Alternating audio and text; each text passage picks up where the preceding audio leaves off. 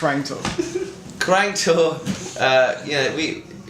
Crying Tour in itself at the beginning of this year was really quite a special experience for us. You know, we just were finishing up writing the record, getting all that stuff ready. You know, but we didn't know what 2010 was going to hold for us. So we finished that tour, which was the last time we spoke to you, and then we went straight into record the album, didn't we? Literally, the day after. And then what did we do after that was done? We went pretty much out on tour pretty quickly after that. I can't remember. It feels like a million years ago. We went on tour pretty much straight away after the album was done. Because we were even getting mixes back and stuff while we were abroad. And basically just been on tour all year. You know, we ended up doing some pretty mad stuff. We played the O2. We did the main stage at Reading and Leeds. You know, we did the biggest headline tour that we've ever done. What else did we played a lot of European festivals like Grows Rock and Buckle Pop. Yeah. So how did the festival season feel for you? Did it feel playing like on bigger stages in front of more people than you ever played before?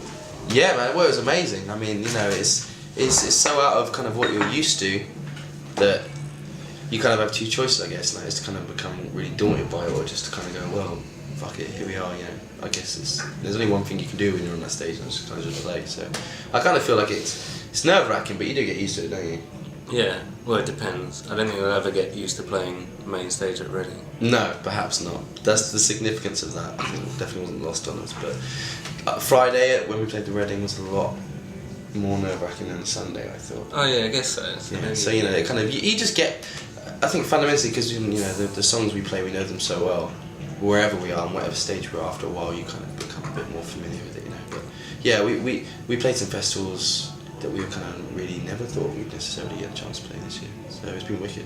What was the one moment that stuck out then? Was it Reading? For the whole year? What do you say? Yeah, I'd say so. It's got to be.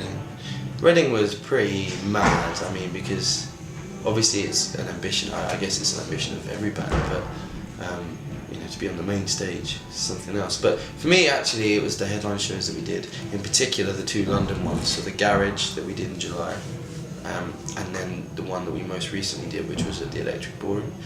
Both shows were sold out, and they're both venues that I kind of grew up going to. You know, and they were. You can get on like big festival bills and do the kind of things like supporting Bon Jovi and all the other great stuff we've done, but sometimes it feels like, you know, you can blag that kind of stuff if you have a good agent or whatever. But those shows were really obviously just 1,200 people, for example, at the Ballroom, in a room singing our songs back at us, and every person there was a fan of the band, and every person there had supported us, and that was like a really kind of clear indication of A, the hard work that we put in, and B, the kind of the people kind of were responding. So that was like ultimate gratification, I thought, more so than Reading and Leeds for me. How do you feel about the reaction that people have had to the album? Are you proud of the album? Yeah, definitely. I mean, we always think it could be better, but can't help but be pleased. We haven't really had much negative comments from it, I don't know. Been quite lucky, haven't we, really? Yeah, all the reviews have been great so far. Well, I'd say all of them. It'll go with like a 98% positive review rating. I mean, it's the first record, and you know, our kind of like, we always aim high, but at the same time we're realists. You know, we didn't know how much we'd be able to accomplish just with one record. So it's been really kind to us, the album. I'm proud of it. I know we can do better. But like Fraser says, I think it's important to always think that, really, you know, because if you feel that you're your best and you've done your best work, then you're kind of finished, you know. So I like it, but it sounds to me like what it is, which is our first record. So, you know, I look forward to our second. What's the plan for the second album, and when is it going to be recorded? Or is that just too far in the distance? We're starting to plan it out now. I think we're thinking about recording it at the end of next summer. Yeah, I think we're talking like July. Like we're writing it at the moment, and then we've got like a month and a half off to start writing, and then go on tour, and then we finish writing and hopefully record it at the end of the summer if it's ready. Yeah, if it's ready. I mean, I think it's basically we want it to be as good as it can possibly be, and we love the first record, but we did it in a very short time frame. You know, there's a lot of kind of constraints put upon us, and I think with this record we want to just try and make sure we make it as kind of, well, just basically as good as it can possibly be, and really kind of give it the time that I think it needs, you know. So we'll spend a month and a half writing pretty much now, just after the Christmas break. Then we're at all-time low. we come home and do some more writing. And the idea is to kind of sit with the songs for a while if we can do that. Then we're going out to Japan doing some really cool stuff like that in April, and then hopefully we'll be recording it in the summer around, again, hopefully some festival appearances.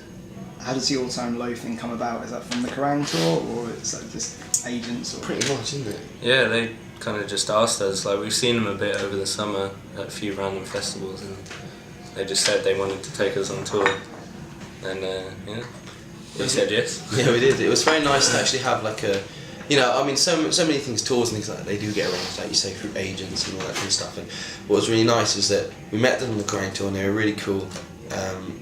But we also, like Fraser, bumped into them in Europe a couple of times over the course of the year. And in the end, they actually asked us, and it's really nice to actually be personally asked, isn't it? It's quite a flattering thing, and we've become quite good friends with them. So we were kind of like, yeah, let's do it. You know, it's a great chance for us to get out to a load of people, and also go on tour with a band that we're friends with. So.